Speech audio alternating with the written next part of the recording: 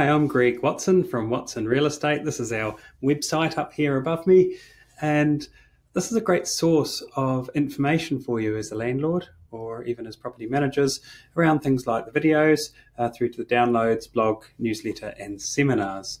Now today we're going to be talking about, in particular, the bill to ban letting fees. So let's have a look at that. And we'll just look a little bit at the context and so forth. So what's on the agenda today? What is the letting fee ban that's in a bill, parliamentary bill at the moment? Why do companies charge it anyway? What will management companies do about the letting fee likely being removed? What effect will it have on rents? And will this bill really help tenants? Let's have a look. Here's some of the context around it. Phil Twyford, the Minister of Housing, has announced a new bill to ban letting fees. He said it was part of a wider overhaul, but now he's doing it as a standalone bill, which means it'll almost certainly be passed.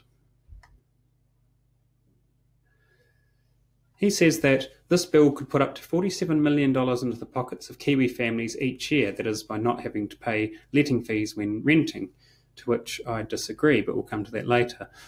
So look what he says here. He says that letting fees are an unjustifiable tax on renters and describes letting fees as a method of gouging renters. So I'd just like to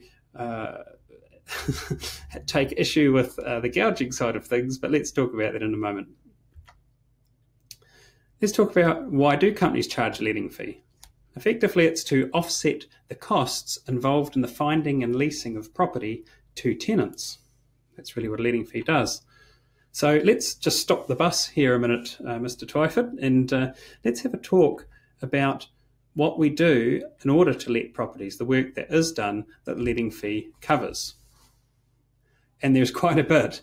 I'm not going to bore you with the details, but let's look at some of the examples. It helps to offset the cost of photography, video, 3D tours, the direct marketing to workplaces, targeting databases, and devising a strategy to get better than market rent. It also covers the advertising costs, covers the valuations and the expertise when valuing properties. There's software that runs all the tenant database, that prepares documentation and maintains social media that company has to try to be able to afford. Recommendations by a property manager on ways to improve a property and what needs to be done for legal compliance. We also show the properties. Now imagine how long this takes. Travel to a property, arranging the viewings in the first place, arriving early, opening up and closing up, and doing that multiple times. Anyone with an hourly rate would appreciate the cost of that. Applications, all of the communications with tenants and landlords and all the references, credit checks, background checks, and discussing the final application with the owners, not to mention all the paperwork around the preparation of agreements, bond forms, and so forth. As well as that, any evidential work like the ingoing photos, written report, and videography, and providing an expertise in terms of compliance, health and safety, and reducing risk. So that's quite a few jobs that letting fee helps to pay towards. So how will this change, the removal of a letting fee, affect property management companies? The letting fees for many property management companies, particularly those with less than 300 homes under management, could most likely comprise their entire profit margin. In other words, if a company is running at a 10% net profit, and the letting fees make up 10% of income, that company will then have no profit. And there will be companies that will not be able to continue if they simply did not charge for letting fees. Even the larger companies will be taking very large cuts into their profits. So if you ran a property management business, what would you do? Here's a question for you. What would you do to offset the costs involved in finding and leasing of property to tenants? Now, feel free to comment after this video, but from what I can tell, there's only really 4 options for companies. Charge the owners of rental properties a letting fee under a user pays system. They get all the benefits. They could pay the charge to get those benefits. Otherwise, companies may put their overall management fees up. so that it's sort of absorbed into the wider scheme of things, and landlords pay a little bit more each week. Companies could do nothing and just try and stay in business, and good luck to them. Some of them may be able to, many will not. Or as an owner, you could sell your business and say, this is getting too hard, the work's too hard for the little amount of money we get paid. So those are really the 4 options, and feel free to contribute any more if you can think of any. So let's move on. Will banning letting fees raise rents? Let's have a look.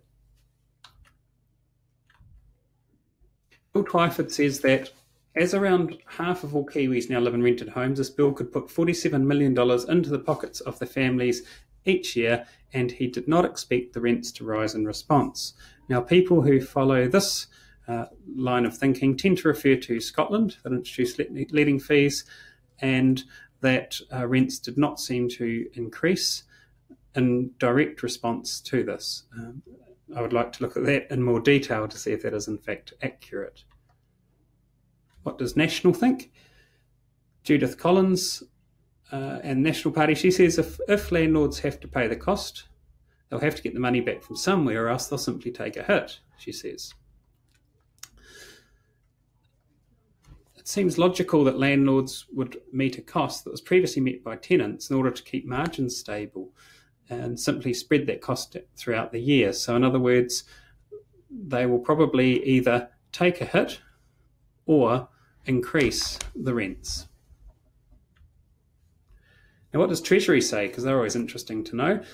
They did a regulatory impact assessment, in other words, looking at the rent rise and assessing it as a risk, although it also says that there's no clear evidence of what may happen, and there is no clear evidence. But they do go on to say that in the event that letting fees were passed on by property managers, it's likely that $9.99 per week would be added to rents over a 1-year tenancy. While not necessarily desirable, tenants are likely to find that cost easier to pay when spread over the course of the tenancy rather than in a lump sum along with all other costs associated with moving into a rental property.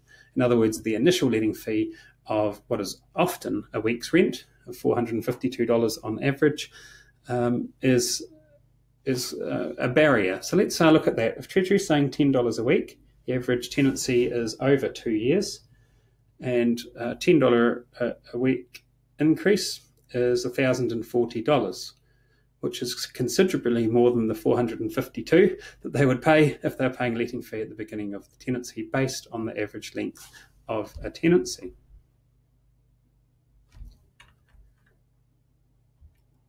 Those are the points there. Andrew King, head of the Property Investors Federation, he says that it might not hit quite so hard across the board, and I don't disagree with him, saying that, and again, he mentions the average tenancies are over 2 years long, so that increase could be as low as $4 or $5 a week. However, the reason that Andrew King is somewhat against this move of removing letting fees is that it brings back in a letting fee has been a way of tenants differentiating in their application by saying some are saying they don't want to pay a letting fee, some saying they do want to pay a letting fee, and it's been a way, in a sense, of negotiating or bargaining. So now the only other way that tenants can bargain is to possibly offer to pay more rent. So as well as the fact that the rents might be higher anyway, in order to get a property, they might be paying rent further. So in other words, a further $520 a year, that's $10 a week, offered by tenants. On top of that, given the increases I talked about before, $5 to $10 a week, tenants are up to 4 times worse off, given what's happening. So that could bring in the auction idea. Also, the New Zealand Property Investors Federation says that if landlords contract a property manager just to find them a tenant, but not to continue with property management, they should pay the fee. And that's their view. And that's where, under the current system, if it's hard to find tenants, landlords often pay the fee to make the process easier or remove the letting fee. So that it is actually a factor that can help make it easier any landlord has the ability to not charge a letting fee at any time should they choose.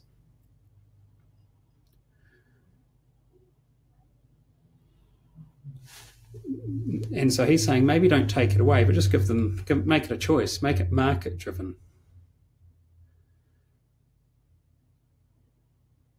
We'll just move on from that one for now. Now, I will say that it's important to note that the picture of Shane's story and the quote above as the heading are unrelated. The heading was more a comment by Kevin Riley of the Manawatu Tenants Union, but it was Shane. I had interest in what he had to say, and he made the comments around that it was a sound political play. He said that letting fees were really a charge for service, listing a house, and it should be paid for by the landlord.